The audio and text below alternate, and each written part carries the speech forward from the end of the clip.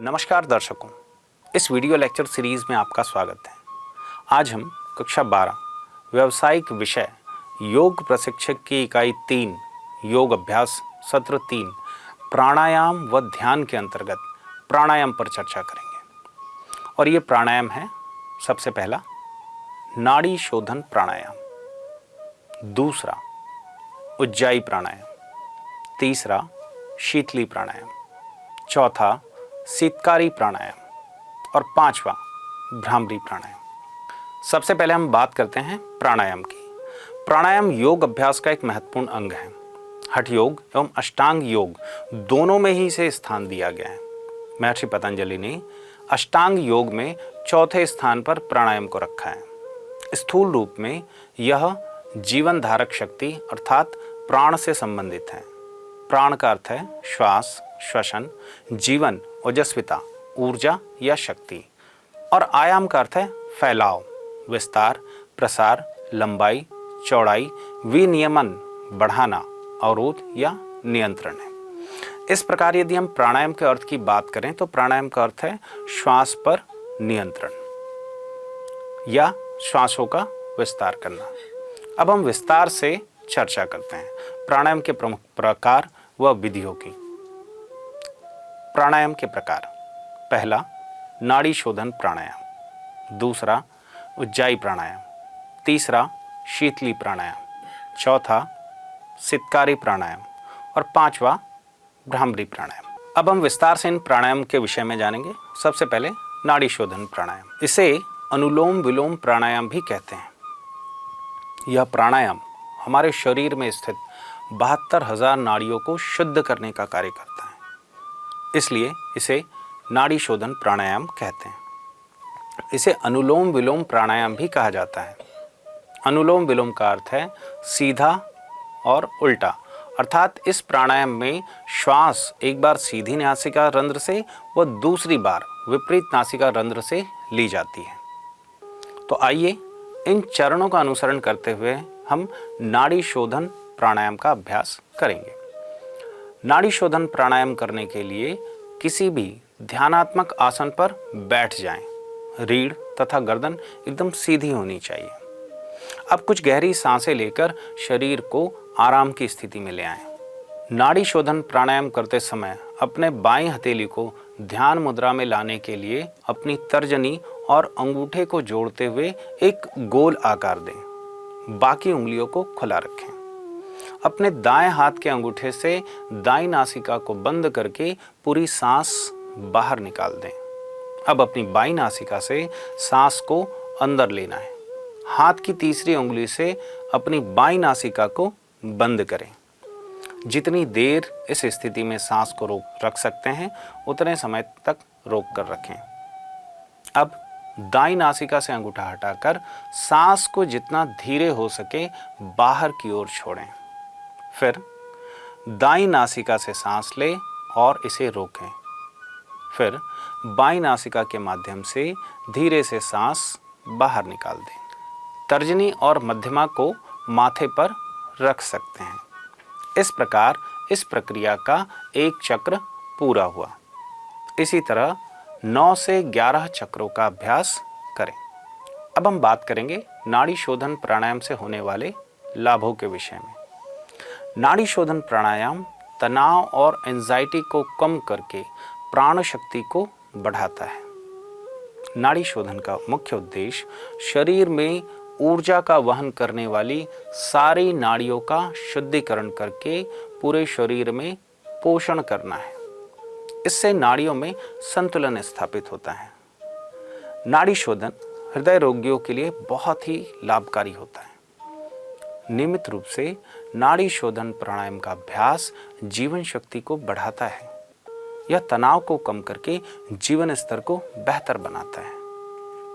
इस प्रक्रिया से श्वसन क्रिया में सुधार होता है, जिससे सांस संबंधी रोगों में लाभ मिलता है। अब हम बात करेंगे नाड़ी शोधन प्राणायाम में रखी जाने वाली सावधानियों के विषय में। नाड़ी शोधन प्राणायाम करते समय अपने मुंह से सांस नहीं लेना है। सांस लेते और छोड़ते समय अधिक बल का प्रयोग नहीं करना चाहिए। यदि किसी तरह की सांस संबंधी परेशानी है तो सबसे पहले आपको अपने डॉक्टर से इस संबंध में बात करनी चाहिए। इसके साथ ही इसकी जानकारी अपने योग प्रशिक्षक को भी देना चाहिए। नाड़ी शोधन प्राणायाम में अभ्यास की प्रक्रिया में सांस धीमी, स्थिर और निरंतर होनी चाहिए। अब हम बात करते हैं अगले प्राणायाम की, उज्जाई प्राणायाम। उज्जाई प्राणायाम, उज्जाई का शाब्दिक अर्थ होता है विजय या जीतने वाला। इस प्राणायाम के अभ्यास में गहरी सांस लेकर कंठ से सरसराहट की आवाज निकालते हुए उसे बाहर निकालते हैं, जो कि न केवल मस्तिष्क अपितु हमारे कंठ के रोगों को दूर करता है, वह उन्हें सुचारू बनाता है। तो आइए इन चरणों का अनुसरण करते हुए उज्जाई प्राणायाम करें। सबसे पहले आरामदायक आसन की स्थिति में बैठ जाएं। रीढ़ की हड्डी को सीधा रखें तथा पूरे शरीर को शिथिल कर लें। साधारण या सामान्य गति से सांस लें और छोड़ें।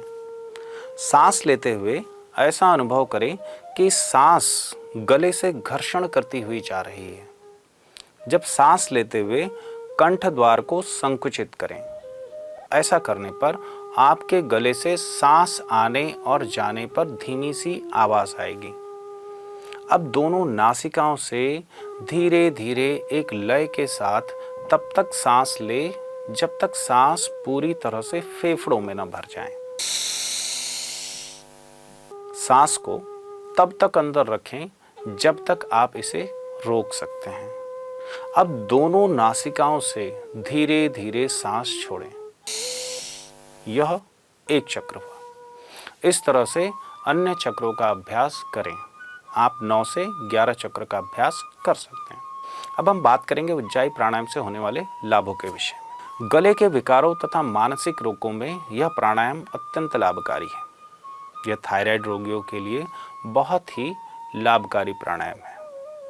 उज्जाई प्राणायाम मस्तिष्क से गर्मी दूर कर इसे ठंडक पहुंचाता है। हृदय रोगियों के लिए यह एक बहुत ही अच्छा प्राणायाम है। अब हम बात करेंगे उज्जाई प्राणायाम में रखी जाने वाली सावधानियों के विषय में। निम्न रक्तचाप वाले व्यक्तियों को यह प्राणायाम प्रशिक्षक की निगरानी में करना चाहिए। उच्च रक्तचाप और हृदय रोगियों को इस प्राणायाम के अभ्यास के दौरान कुंभक नहीं करना चाहिए। वो बिना कुंभक के भी इसे कर सकते हैं।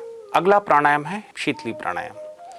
शीतली का अर्थ होता है ठंडक। यह प्राणायाम मन और शरीर को ठंडक देता है, इसलिए इस प्राणायाम को शीतली प्राणायाम कहा जाता है। आइए इन चरणों का अनुसरण करते हुए शीतली प्राणायाम का अभ्यास करें। किसी भी ध्यानात्मक आसन में बैठ जाएं तथा ज्ञान मुद्रा लगाकर अपनी आंखें बंद करें। अब मुंह खोलें और जीभ को बाहर लाएं और एक नाली की या नली की आकृति में रोल करें। अब जीभ के माध्यम से एक लंबी सांस अंदर की ओर लें और अपने फेफड़ों को हवा से भर लें।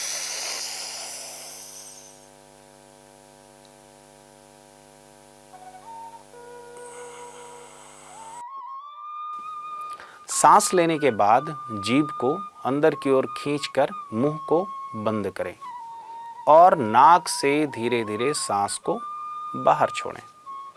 सांस को अंदर लेते समय उत्पन्न ध्वनि से जीभ, मुंह और गले पर ठंड का एहसास होता है। यहाँ शीतली प्राणायाम का एक चक्र संपन्न हुआ। इसी प्रकार कम से कम 11 चक्रों का अभ्यास करें। अब हम बात करेंगे शीतली प्राणायाम से होने वाले लाभों के विषय में। इस प्राणायाम का रोजाना अभ्यास करने से भूख और प्यास को नियंत्रित करने की शक्ति मिलती है। यह प्राणायाम शरीर में अतिरिक्त गर्मी को दूर करता है, जिससे गुस्सा, चिंता और तनाव कम होता है। यह प्राणायाम शरीर और मन को तरोताज़ा करता है। यह हाई बीपी, एसिडिटी, बुखार और त्वचा रोग में लाभकारी प्राणायाम है। आइए अब हम शीतली प्राणायाम में रखी जाने वाली सावधानियों के विषय में बात करेंगे। खांसी, टॉन्सिल एवं कब्ज से पीड़ित व्यक्तियों को इस प्राणायाम का अभ्यास नहीं करना चाहिए। जिनका रक्तचाप कम रहता हो उन्हें भी इस प्राणायाम का अभ्यास नहीं करना चाहिए। अगला प्राणायाम है शीतकारी प्राणायाम। इस प्राणायाम में अभ्यास के दौरान सित की ध्वनि उत्पन्न होती है, इसलिए इस प्राणायाम को सितकारी प्राणायाम कहते हैं। यह शब्द दो शब्दों से मिलकर बना है, सित धन कारी। शीत अर्थात ठंडा, कारी अर्थात उत्पन्न करने वाला, अर्थात यह प्राणायाम शरीर में शीतलता उत्पन्न करने वाला होता है, इसीलिए इस प्राणायाम को सितकारी प्राणायाम कहते हैं। आइए इन चरणों का अनुसरण करते हुए सितकारी प्राणायाम करें। किसी भी ध्यानात्मक आसन पर बैठकर दोनों हाथों को ज्ञान मुद्रा में रखें। मेरुदंड व सिर और गर्दन बिल्कुल एक सीध में रखें। अब नीचे के जबड़े के दांतों को ऊपर के जबड़े के दांतों पर रखें। दोनों दंत पंक्तियों को आपस में मिला लें। अब अपनी जीवा निचली दंत पंक्ति के दंत मूल पर लगाएं। अब होंठों को खिंचाव देते हुए दांतों को दिखाते हुए सांस को मुख से लेते हुए फेफड़ों में भरें। श्वास लेने पर सी सी की आवाज उत्पन्न होगी।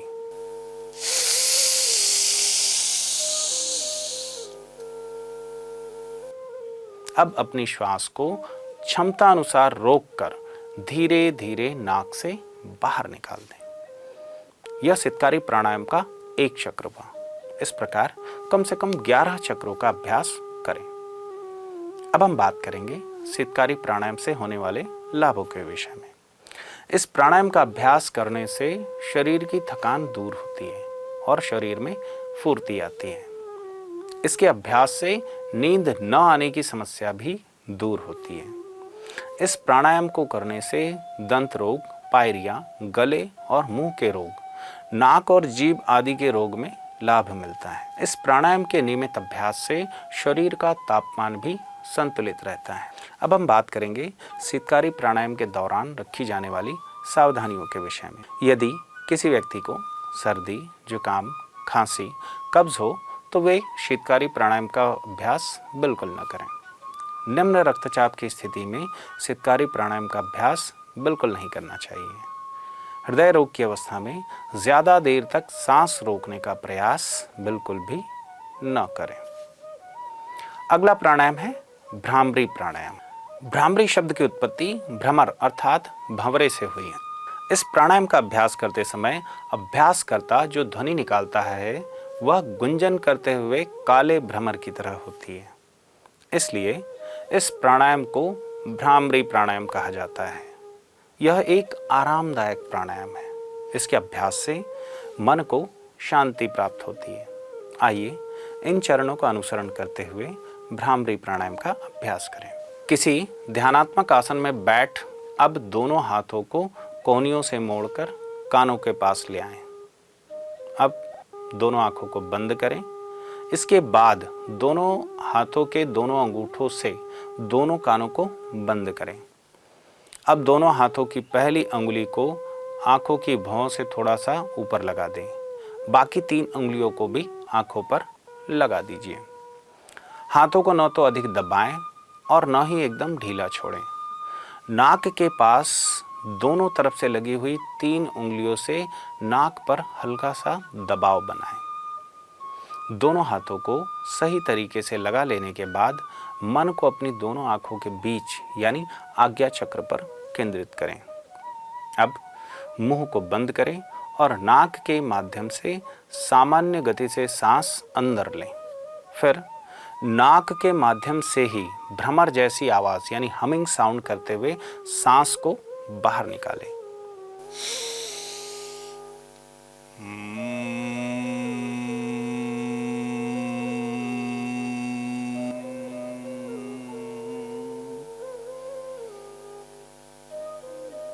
यह भ्रामरी प्राणायाम का एक चक्र पूरा हुआ। इस प्रकार कम से कम 11 चक्रों का अभ्यास अवश्य करें। अब हम बात करेंगे भ्रामरी प्राणायाम से होने वाले लाभों के विषय में। यह प्राणायाम व्यक्ति को चिंता, क्रोध व उत्तेजना से मुक्त करता है। हाइपरटेंशन, माइग्रेन के रोगियों के लिए यह प्राणायाम अत्यंत लाभकारी है। इस प्राणायाम के अभ्यास से बुद्धि तीक्ष्ण होती है तथा यह एकाग्रता एवं आत्मविश्वास बढ़ाता है। उच्च रक्तचाप में भी इस प्राणायाम का अभ्यास लाभकारी है। अब हम बात करेंगे भ्रामरी प्राणायाम में रखी जाने वाली सावधानियों के विषय में। भ्रामरी प्राणायाम करते समय अपने कान, आँख या नाक को अधिक जोर से नहीं दबाना चाहिए। कान में दर्द या किसी भी प्रकार के संक्रमण की शिकायत वाले व्यक्ति को भ्रामरी प्राणायाम नहीं करना चाहिए। भ्रामरी प्राणायाम करने पर सिर दर्द होने लगे, चक्कर आने लगे तो अभ्यास को रोक देना चाहिए। तो बच्चों, आज हमने इस वीडियो में इन प्राणायामों के विषय में सीखा। सबसे पहले हमने सीखा नाड़ी शोधन प्राणायाम या अनुलोम विलोम के विषय में। उसके बाद हमने उज्जाई प्राणायाम के विषय में सीखा। तत्पश्चात शीतली प्राणायाम और शीतकारी प्राणायाम के विषय में भी सीखा। और अंत में हमने भ्रामरी प्राणायाम के विषय में जाना। तो बने रहिए हमारे साथ। आपसे पुनः मुलाकात होगी योग से संबंधित एक नए वीडियो के साथ। तब तक के लिए धन्यवाद।